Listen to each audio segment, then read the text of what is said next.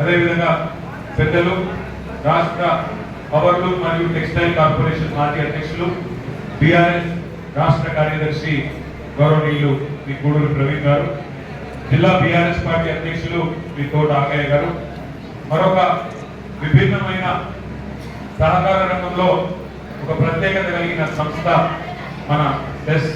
ఆ సంస్థకు విశేషమైన అనుభవం కలిగిన నాయకులు, సంస్థ అధ్యక్షులు పెద్దలు శ్రీ చిక్కాల రామారావు గారు, గౌరవనీయులైన అర్బన్ బ్యాంక్ మాజీ అధ్యక్షులు సోదరులు శ్రీ నారాయణ గారు, గౌరవనీయులు శ్రీ కాలుల పాలన్న గారు, దారుణ లక్ష్మీనారాయణ గారు, సోదరులు కోలి రామ్మోహన్ గారు, గుళ్ళపల్లి శ్రీనివాస్ గారు, వేదిక మీద ఉన్న బిడ్డలన్న గారు, బిడ్డలన్న గారు, ఇంకా మా తమ్ముడు పూర్ణచంద్ర గారు, సోదరులు కల్లూరి మధు గారు, ఇంకా వేదిక మీద ఉన్న గుడ్ల శ్రీనన్న గారు, గౌరవనీయులైన కౌన్సిలర్లందరికీ పేరు పేరున అన్నారం శ్రీ గారు, తమ్ముడు జన్మదినం జరుపుకుంటున్న ఆకుల చిన్న గారు, అదేవిధంగా వేదిక ముందున్న మా గౌరవనీయులైన కౌన్సిలర్లకు, కౌన్సిలర్ల భర్తలకు, అదేవిధంగా వివిధ డివిజన్ల బీఆర్ఎస్ పార్టీ అధ్యక్షులకు, ఆకలి అయినా కూడా చాలా ఓపికగా ఉన్న నాలుగునే కూర్చున్నారు కొంతమంది కింద పల్లెలు పట్టుకున్నారు. ఇప్పుడే చెప్తున్నాడు చక్రన్న.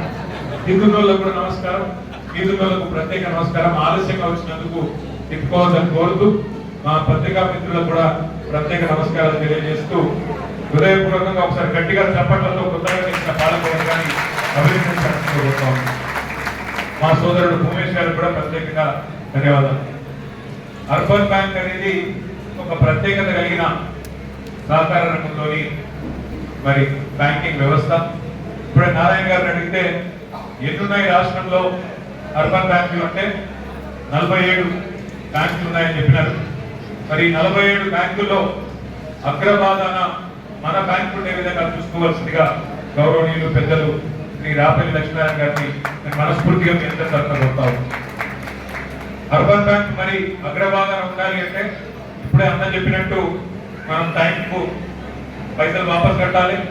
ఎన్పిఏ ఉన్నోళ్ళు, పైసలు కట్టడం ఖాతాదారులు సహకరించాలి.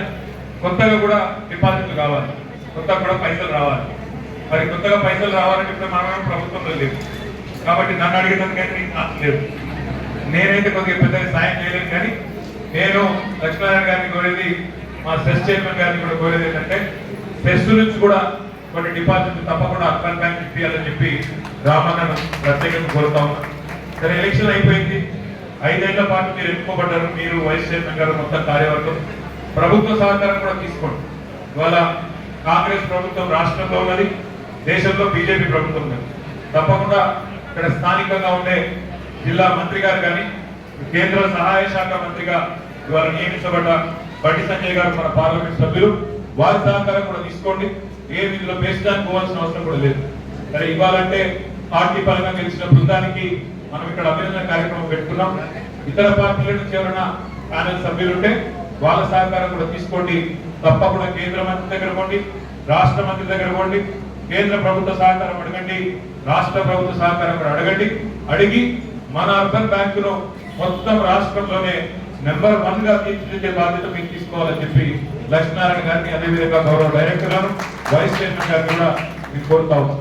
అదేవిధంగా నా వల్ల ఏమైనా నేను చేయగలుగుతాను, ప్రతిపక్షంలో ఉండి కూడా మనం చేసేది కొంత ఉంది, నేను కూడా తప్పకుండా సహకరించగలుగుతాను అనుకుంటే నేను కూడా నా శ్రాయశక్తుల మీకు అండగా ఉంటా అని చెప్పి కూడా తెలియజేస్తూ, మరి ఎన్నో ప్రత్యేకతలు కలిగిన మన సిరిసిల్లలో ఈ ఎన్నిక కూడా ఒక అసెంబ్లీ ఎన్నిక లెక్క, ఒక పార్లమెంట్ ఎన్నికల లెక్క చాలా హోరాహోరీగా కొట్లాడింది. అందరూ కౌన్సిలర్ ఎన్నికల లెక్క హోరాహోరీగా కొట్లాడి మరి కష్టపడి గెలిచి వచ్చిన మీ అందరికీ అభినందనలు.